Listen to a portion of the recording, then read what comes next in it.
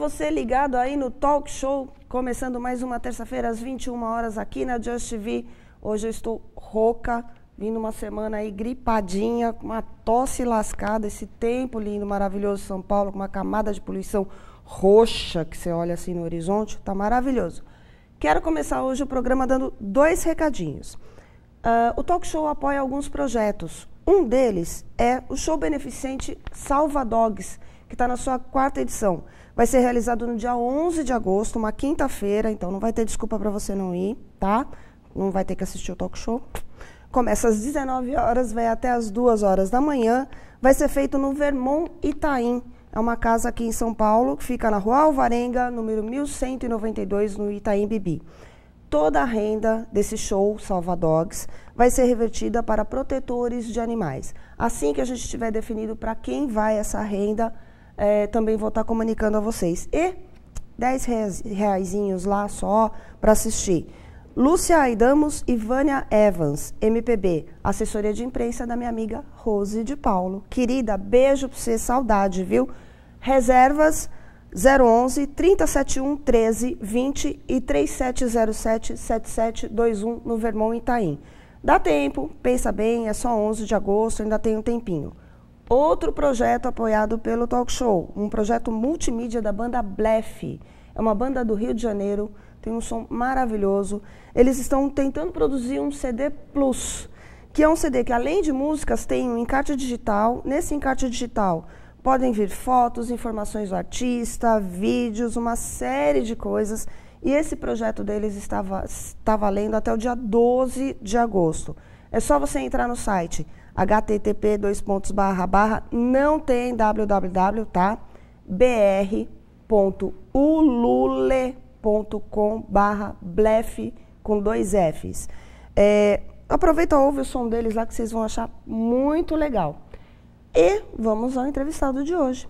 Eu tenho aqui do meu lado hoje Adriano Dardoch. Muitos de vocês devem conhecer da divulgação que a gente acaba fazendo do Talk Show e do Twitter do Talk Show, porque ele é meu coprodutor. Boa noite, Adriano, tudo bem? Boa noite, Célia. Boa noite aos internautas também. Ele é mais um louco que está aqui junto comigo, fazendo esse programa acontecer. Mas a gente não está aqui hoje para falar do trabalho dele no Talk Show, porque o Adriano, ele é educador, ele é professor de história para ensino médio, para molecadinha aí, adolescente. É uma fase complicada até para tentar se ensinar história, né? É técnico em museu, é apaixonado por futebol, escreve resenhas de musicais, levando pelo lado sociocultural da música, porque ele não é um instrumentista. Você toca um instrumento? Eu toco a vida só. A vida, campainha. Só a vida. Adriano, rapaz, professor de história para ensino médio, garotadinha de 14 a 16 anos. 14 a 17 anos, alguns aí se atrasaram um pouquinho, né? Então tem 18, né? 19. Como é que é dar aula de história para essa turma? Bom, é um desafio, né? Muito grande, porque o grande lance na história é motivar, né? É trazer o interesse.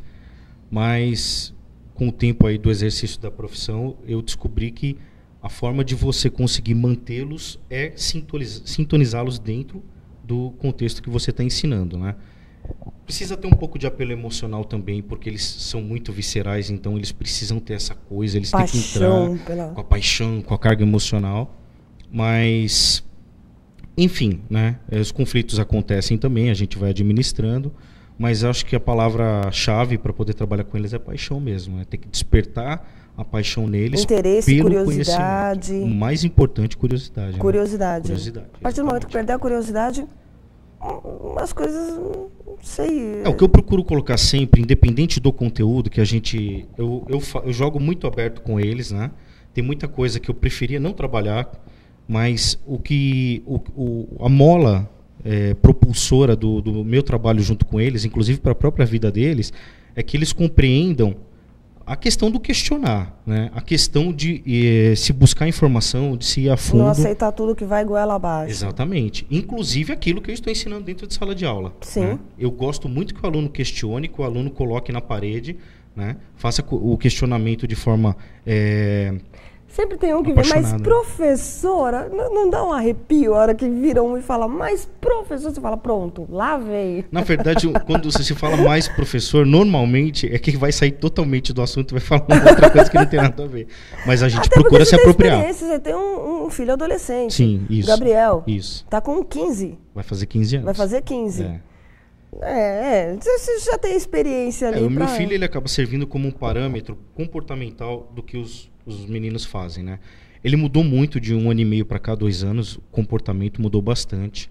Tá agora com umas ideias assim radicais, né, de sociedade, curtindo rock and roll, mas eu tenho ele como parâmetro, as coisas que ele me traz, que ele fala, né, lá da escola que ele estuda, que não é a mesma onde eu leciono, para a sorte dele, né, para a saúde mental dele.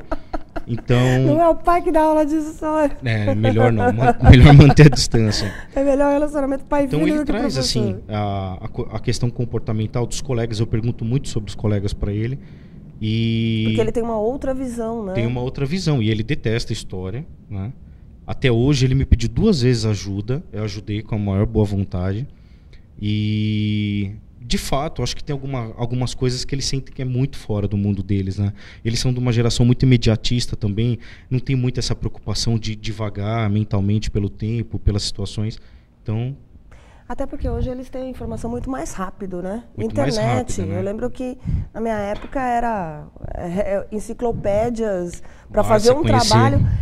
Barça, meu avô tinha Barça que não saía da casa dele de jeito nenhum. Se eu quisesse usar, eu tinha que ir lá e usar a Barça. Muitos de vocês aí são mais novos, não vão nem saber do que a gente está falando. Mas existia a Barça, tinha Conhecer Universal, tinha a Delta Larousse, que era uma espécie... A Delta Conhecer eu tive em casa. A Delta era até uma espécie de... Enciclopédia do Estudante também. Tinha Enciclopédia do Estudante. Que era muito boa, tem coisa tinha que nem Atlas, tem na internet. Tinha era o Atlas, né? Que era tinha um livro que era específico de Atlas, exatamente. Mapas. Bom, enfim, era uma outra coisa. Toda a pesquisa nossa demorava, não era... Mas acho que hoje também os professores têm um pouquinho de culpa, né? De hoje para amanhã. Sim. As informações. O trabalho... Na nossa época, pelo menos, demorava uma semana, a questão alguma coisa do trabalho assim. rápido. Eu procuro sempre negociar essa questão do trabalho, porque eu acho injusto. Eu sofri muito com isso também, em alguns momentos, mas eu acho que... Às vezes eu falo, gente, eu queria pedir um trabalho e tal, não sei o quê, só que eu queria para daqui a 2 dias. Dá para fazer? Se chiarem, então a gente negocia de outra forma. Agora, se falarem que dá e for um consenso geral, porque eu procuro trabalhar tudo de forma negociada, né? Para que ninguém se sinta injustiçado. Sempre vão ter aqueles que não trazem, a gente amplia o prazo, mas enfim, né? Aí vai fazer as concessões. Depende do grau de franciscanismo que você esteja no dia. Depende do seu bom humor. Mas, Adriano, vamos falar um pouco de educação no geral. Uhum. Você já teve... você hoje está atuando numa instituição privada. Rede privada, exato. Rede privada. Mas você já passou por ONG. Sim. E você já passou por escola pública. Estou voltando também agora no ano que vem. Está voltando à escola pública. Uhum. Como você vê a política para a educação nessas 3 áreas? Bom, enfim, a gente vai falar de uma coisa maior, que é a questão do educar para competir, né? Que a mola do mundo, é a forma com que o mundo se desenvolve. No caso do Estado, da política no Estado, existe um problema muito sério, que é o sucateamento do sistema educacional. Desde o trabalho do professor, ao salário do professor, aos recursos, à escola, enfim. E aí isso vai acarretar também no problema de formação dos professores, né? Que, na verdade, nada é um problema só. Tá? A gente assim está desmembrando algumas coisas, mas existe uma avalanche de coisas que estão por trás disso. Vem num crescendo de anos. Exatamente. Né? A escola particular, hoje em dia, ela tem uma função que foi do Estado, né? Que antigamente quem estudava no Estado, o Estado tinha um ensino puxado, né? E inverteu. O status era você estudar numa escola do Estado, né? Porque se você ia para particular, você pagava e passava. Era tido, entre aspas, como burro, né? Isso. Então você ia para a escola particular porque era a única forma que você tinha de ser aprovado. Exatamente. Isso deu uma invertida, mas também dadas as devidas proporções, que os últimos 15 anos econômicos do país mudaram muito isso e criaram um problema para a escola particular. Que é assim, hoje em dia, vamos supor, um trabalhador, um taxista, que antigamente tinha um filho numa escola estadual, o filho estudou até a 7ª, 8ª série na escola estadual, então ele começa a ganhar um dinheirinho tal, a mais, o que ele faz? Ele tira o filho da escola estadual e põe na particular. E ele causa um terrível problema para o filho, que vem de um ensino extremamente defasado e conta com a mágica da escola particular. A escola particular, pelo menos onde eu trabalho... Mas a gente tem diferenças em escolas particulares também. Também existe essa diferença. Nós procuramos, lá na escola, pelo menos onde eu trabalho, o corpo pedagógico, a escola em si, ela tem uma política de fazer o possível e imaginável para que o aluno consiga atingir ao máximo aquilo que ele pode. Também a gente não vai fazer milagre. Né? Até porque tem um conteúdo programático, tem o conteúdo que é obrigatório. Exatamente. Né? Mas você vê diferenças de qualidade de escola para escola. Escola para escola. Aí vai depender do que a escola se propõe. Por exemplo, tem escolas, a gente não pode deixar a gente não pode negar que tem escola particular que quer aluno a todo custo e ela quer custear todas as coisas. Enfim, né? Ela está pensando na questão financeira. Das faculdades hoje. Né? Faculdades públicas também. Públicas não, desculpa, faculdades privadas. Né? Então, a gente também não pode generalizar a questão da faculdade privada, porque tem faculdades privadas. A gente tem que pensar que o cara constrói o próprio currículo também, né? Ele tem que ir atrás, enfim. Às vezes ele não teve toda aquela condição que a gente sabe de se estudar numa faculdade pública. E que também a questão público-privado vai ser um problema muito sério na formação aí de vários cursos.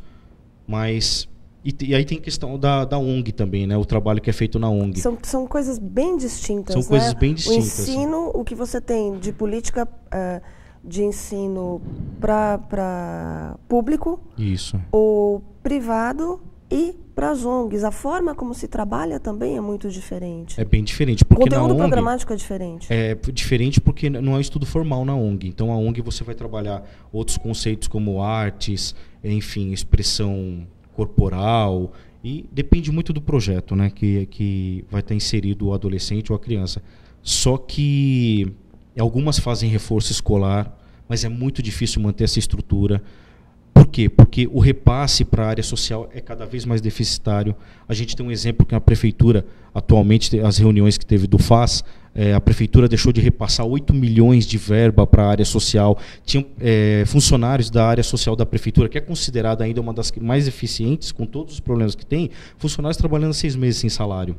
Complicado. Como é que você vai exigir comprometimento Exatamente. de um funcionário, alguém trabalhando na área de educação, com salário atrasado? Um salário atrasado e um péssimo salário atrasado. Um péssimo salário atrasado, sem condições técnicas, porque às vezes ele não tem o material para poder... Às vezes não tem recurso. Eu já cheguei a trabalhar para a entidade que tinha convênio com a prefeitura, que não tinha recurso. E uma vez, numa das atividades, nós inventamos assim, tinha um muro recentemente construído e não tinha o que se trabalhar. Nós inventamos uma atividade de passar a mão na tinta e cada um deixaria uma marca num tijolo. Foi extremamente significativo para eles, eles acharam aquilo o máximo, mas... Para vocês estava cobrindo... A gente estava cobrindo uma situação que tinha que dar uma atividade e não tinha nada de recurso.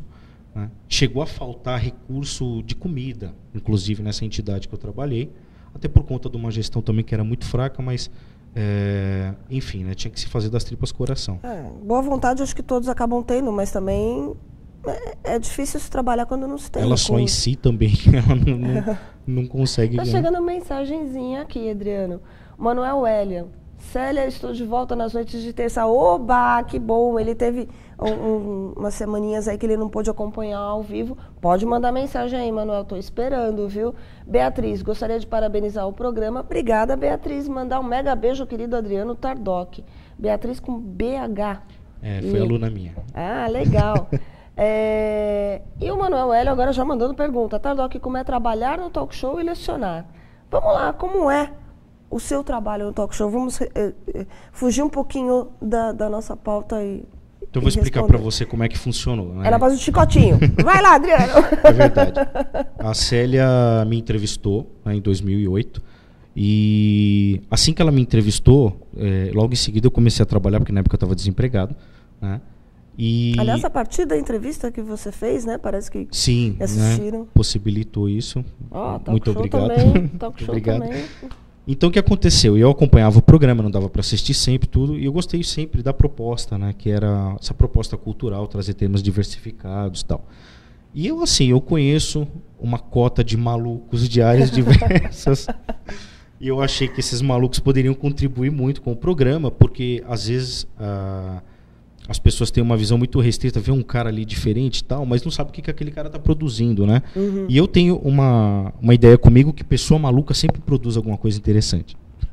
Sempre tem alguma coisa por trás, né? Na verdade, o Adriano acaba fazendo uma busca de pautas. Ele transita muito bem no meio cultural e artístico alternativo, vamos colocar assim, e ele acaba me trazendo uma série de sugestões de coisas que estão rolando por aí, que tá às vezes levantando alguma polêmica, alguma coisa.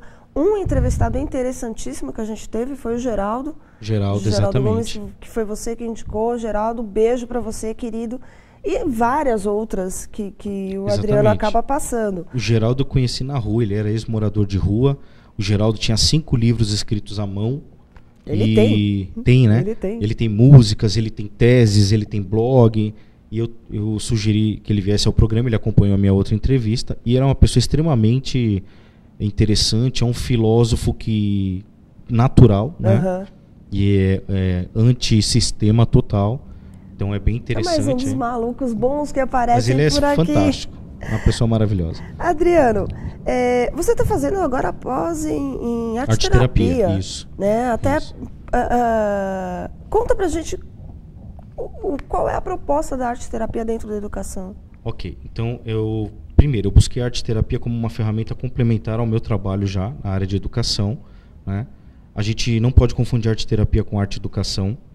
São coisas diferentes. São coisas diferentes. A arte-educação, ela tem uma preocupação em se trabalhar um pouco mais técnicas, se conhecer fundamentos de arte. A arte-terapia, ela procura trabalhar a relação do indivíduo com o material que vai ser trabalhado, de forma terapêutica mesmo, de forma a se manter... A forma como ele vai trabalhar o material. Como a relação dele com o material, a relação dele com a própria produção, né?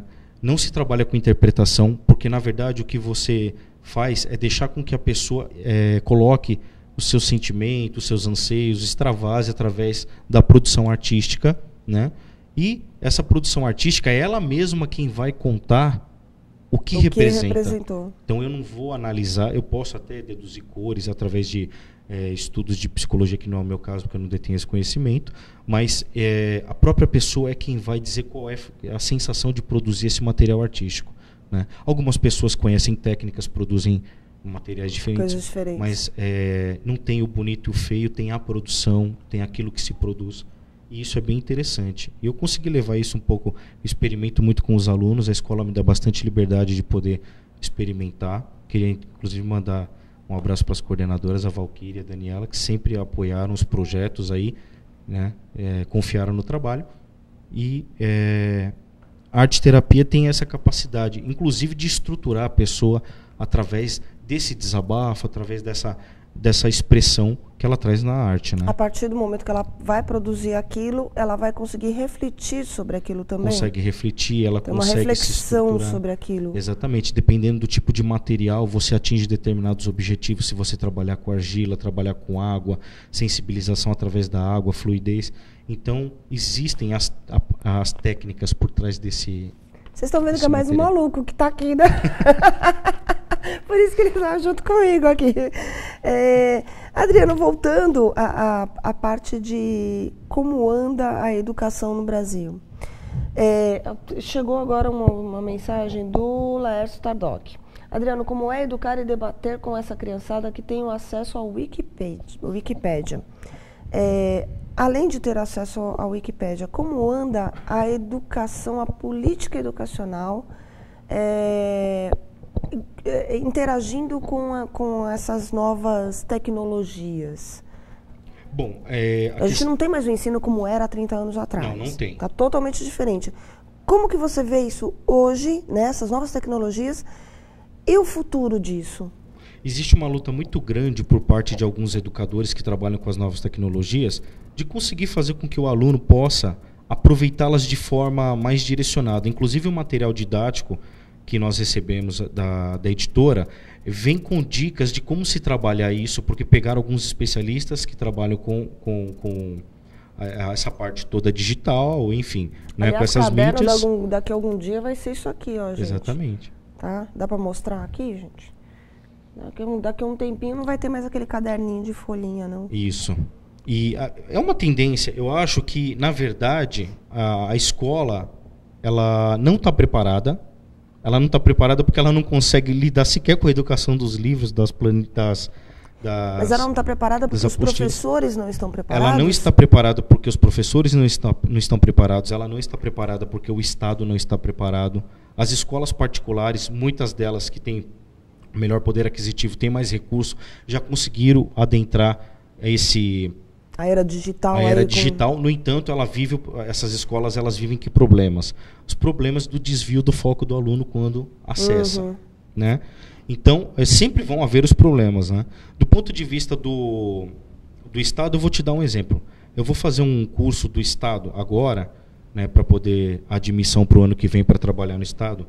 E esse curso eu só posso acessar através do Internet Explorer. Então, assim... A gente já tem nenhum outro navegador. Então, o que acontece? A Prefeitura de São Paulo trabalha já com software livre. O governo federal trabalha com software livre. Há muito tempo. Aí, a gente tenta entender, já que o Estado está dentro de uma política de administração, esse governo que está aí há 30 anos, né, porque para mim não mudou nada, é a mesma coisa há 30 anos, que tem a questão da livre concorrência, toda aquela balela. Por que os caras ainda estão trabalhando nessa perspectiva? E a educação em esfera pública, você tem as 3 esferas. Por que uma delas está trabalhando... Tudo bem que existe a independência entre elas, mas se está dando certo no governo federal e no municipal, por que o estadual não adota o software livre também? Boa pergunta. Então, esse tipo de coisa já nos faz pensar que há alguma coisa errada. Mas a gente sabe que é sempre uma questão de interesses e por aí vai, né? Eu temo, por exemplo, vai haver uma licitação para colocar computadores em todas as escolas. Que, inclusive, eu trabalhei no projeto do Estado, que era a Escola da Juventude, fazendo mapas históricos, enfim, né, mapas animados e tal. E eu desenvolvi um produto para o Estado, eu recebi por este produto, e este produto nunca foi implementado. Nunca foi usado. Porque, vai ter computador dentro de sala de aula, vai ter televisão. Nunca aconteceu esse projeto. Daí eu te pergunto, eu recebi... Há quantos anos? Isso foi em 2005. Eu te 6 pergunto, anos aí atrás. Eu produzi o material e eu recebi por isso. Mas cadê o material? Você não vê esse material ser aplicado. E eu vejo que a esfera do Estado, a gente falando de São Paulo, eu sei que em outros estados funciona de forma diferente, o Estado de São Paulo é absolutamente confuso, você nunca sabe nada, é uma coisa maluca. Né? O Estado de São Paulo é um inferno de Dante. Falando né? em Estado de São Paulo, a progressão continuada. Progressão continuada. Isso, de alguma forma, chegou na escola particular também. Né?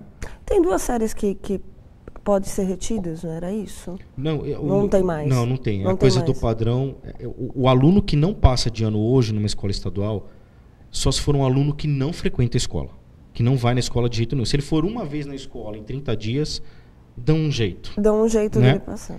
Inclusive, eu tenho relato de amigo, que eu vou falar isso aqui, e tem muita gente que sabe que isso acontece, que é o seguinte, alunos que não atingiam as notas, e o cara entregou os diários para a diretoria, para a coordenação da escola estadual que ele trabalhava, e quando ele foi ver esses diários, os alunos estavam todos aprovados com as notas apagadas e alteradas. Isso quando não devolvem para ele, fala, passe. Exatamente. Ou você está fora. Já vi caso assim, tá, gente? E é uma coisa que eu falei, Célia, e eu falei isso no outro programa e vou falar de novo. Se a escola não tiver direção e coordenação, seja ela de qualquer tipo de educação, comprometidas politicamente com a questão da educação, não melhora.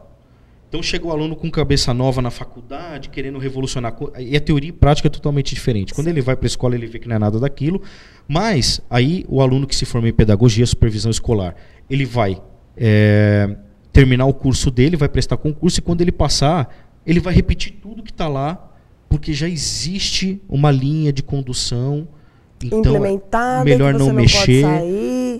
Mas melhor não mexer, e se você mexer, pode acontecer alguma sofrem coisa. as penalidades. Isso. A formação do professor hoje, como anda? Olha, a formação do professor. Então, nós temos a grande Ele parte... vai para a faculdade...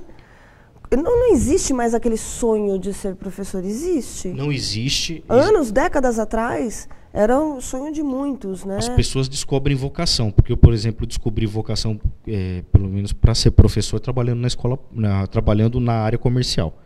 Que eu decidi que queria educar. Mas vamos falar da formação rapidamente. As faculdades particulares é que estão fornecendo mão de obra, né, para o Estado, para outras escolas. Os cursos específicos de biologia, de história, de geografia, das faculdades públicas, existe uma forma com que os próprios professores dessas universidades públicas trabalham com os alunos, de que o ensino público é a raspa do tacho. Então, o que vai acontecer? Eles vão ser estimulados a concorrer academicamente, né, e ficar no mundo acadêmico, e o mundo acadêmico está inchado, não cabe mais gente. Né? Eles vão ficar se degladiando no mundo acadêmico. Por quê? Porque eles foram convencidos de que é a raspa do tacho trabalhar na escola pública, enfim, trabalhar no ensino. E isso vai gerar um problema muito sério. Tem que se quebrar isso. Como? Como se quebrar? Tirar Primeiro, todo mundo que está lá. A própria estrutura acadêmica já é um grande problema, porque a gente tem uma outra questão por trás, que é o conhecimento acadêmico que não chega na escola. O conhecimento que fica só naquele círculo. Que fica, né? naquele círculo. Então, eu acho E aí talvez passe pela cabeça o dar pérolas aos porcos. Então, para que vamos levar isso que está na esfera acadêmica para as escolas, né?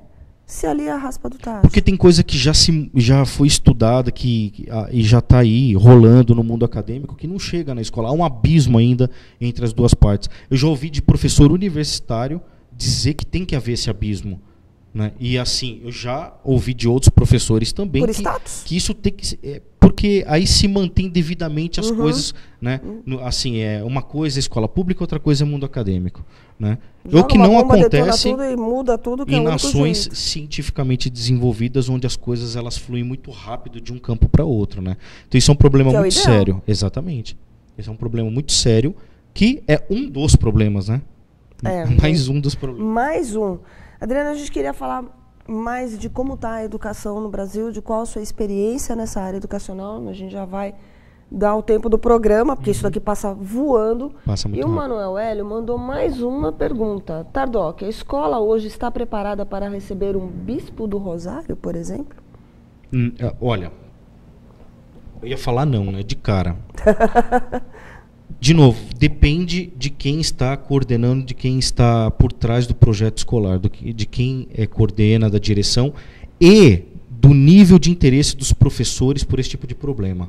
Muitos professores ainda não conhecem, têm medo, têm preconceito. Lá na escola, esse ano, nós estamos fazendo um projeto de cidadania. Estamos voltados à inclusão, estudamos, temos alunos de inclusão lá na escola. Um lado bom da educação é esse, me parece que todos estão trabalhando pela inclusão, né? Isso, existe uma grande movimentação a partir disso, né? Eu sempre falo... É um dos temas transversais da educação? Ele já está virando um tema já fixo. Eu, por exemplo, eu trabalho na matéria de sociologia há 2 anos, eu tenho a matéria que trabalha com bullying, por exemplo, já como parte da grade. Né? Eu coloquei essa matéria porque eu acho importante, e nessa também entra a questão da inclusão, né? Porque a gente tem que falar da inclusão daqueles que teoricamente estão incluídos, na inclusão dos incluídos, porque tem muita gente que está dentro que não está incluído. Que também não está incluído. Exatamente. Né? O Laércio Tardoc, isso não se dá pela sociedade ainda ter os parâmetros da era industrial, na era da informação? Acho que ele está falando dos abismos. Dos abismos. E, bom, enfim, a questão da era você ter o conhecimento todo voltado para a produção industrial. Isso, inclusive, atrapalha no desenvolvimento do conhecimento intuitivo, né? Daquela arte mais intuitiva, de todo esse processo. E eu, por exemplo, eu tento resgatar isso em sala de aula, através da conversa, através da proposta de atividades, que é a questão do fazer, a questão do produzir, né, a partir das próprias mãos, e não ficar necessariamente preso à tecnologia, aos recursos aí. O perfil da educação mudou muito. Mudou bastante. Né? Eu acho que cabe a todos nós que estamos aí, de alguma forma, educando, seja um sobrinho, uma sobrinha, um filho, trabalhando numa sala de aula, né? A gente dá todos os recursos, né, para que o indivíduo cresça, tenha a sua visão de vida, mas com bases, como é que eu vou colocar? Não sei como colocar. Eu mas, acho assim, que embasado, né, e ter esse senso crítico, senso analítico e crítico. Eu acho que isso é muito importante. Não simplesmente um professor chegar na sala de aula, começar a escrever na lousa e falar, copiem, prova, semana que vem. Exatamente. Eu acho que mudou muito esse perfil. O aluno tem que ser estimulado a pensar. Muitos professores, pelo menos a grande maioria com quem eu convivo e converso, eles trabalham nessa perspectiva, né, de o aluno buscar o conhecimento, de problematizar e o aluno ir atrás. Mas eu penso o seguinte, em casa também tem que ser feita a parte, né, porque isso falta bastante. E escola ensina. Se os pais não problematizam a própria vida, as próprias questões da vida, não vão ser os filhos que vão fazer. Adriano, estouramos o tempo. Beijo, abraço para alguém? Para todo mundo que está acompanhando aí, para o pessoal que mandou perguntas e, enfim, quem quiser acompanhar pode entrar lá depois no blog. Passou aí. Além de tudo, o cara ainda é poeta, gente. Tem poesia, por favor, comente as poesias. Tem um monte de coisa pra gente conversar aqui, mas é que realmente o assunto é interessante e o tempo é curto.